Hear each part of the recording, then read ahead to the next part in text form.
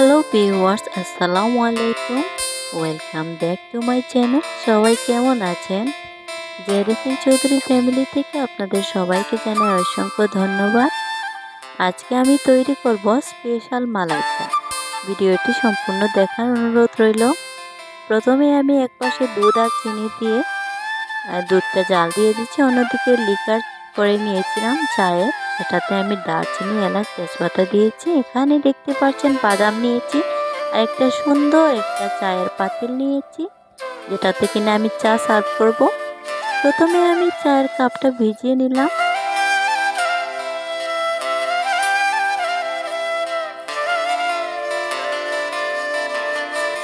এখন আমি চায়ের পাত্রটি গুঁড়ো দুধের মধ্যে কোট করে নিব।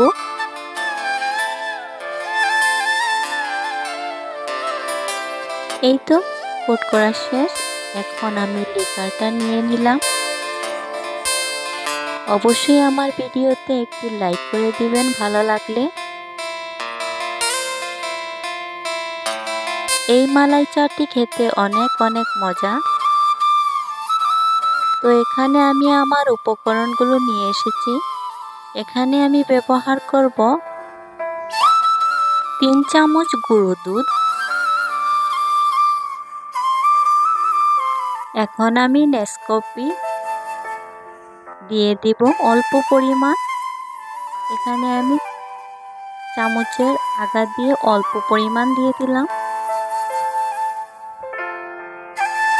এইভাবে একবার আপনারা তৈরি করে বাসায় দেখবেন, খুবই মজাদার এই মালাই চা। আমি অনেকবার খেয়েছি। এখন আমি চায়ের লিকারটা ঢেলে দিলাম। তো অল্প পরিমাণ চায়ের লিকার ঢালার পরে আমি ভালো করে এটাকে মিক্স করে নিব। এখন আমি মিক্স করে নিচ্ছি ঘন জাল দেওয়া দুধটি। তো দুধটা দেওয়ার পরে দেখতেই পাচ্ছেন অনেক সুন্দর ফেনা হয়েছে।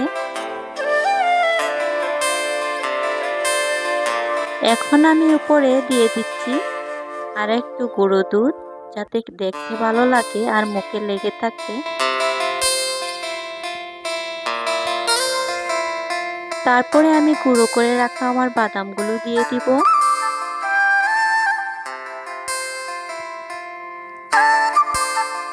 আর এই তো দেখতে পাচ্ছেন আমার স্পেশাল মালাই চাটা তৈরি হয়ে গেল। কতই না সুন্দর আর আকর্ষণীয় লাগছে, তাই না? এই চাটা আপনি একবার যাকে খাওয়াবেন সে বারবার খেতে চাইবে। আসলে খুবই মজাদার এই চা। বাসায় একবার ট্রাই করে অবশ্যই দেখবেন, আর ভালো লাগলে অবশ্যই লাইক দিবেন প্লিজ। তো এই চাটা আমি বিকালে বানিয়েছিলাম আমার হাজবেন্ডের জন্য। তো চাটা খেয়ে ওনার খুব ভালো লেগেছে। যদি আমার ভিডিওটি ভালো লেগে যায় তাহলে অবশ্যই একটা লাইক করে দিবেন। সবাই ভালো থাকবেন, সুস্থ থাকবেন, আনন্দে থাকবেন। আসসালামু আলাইকুম।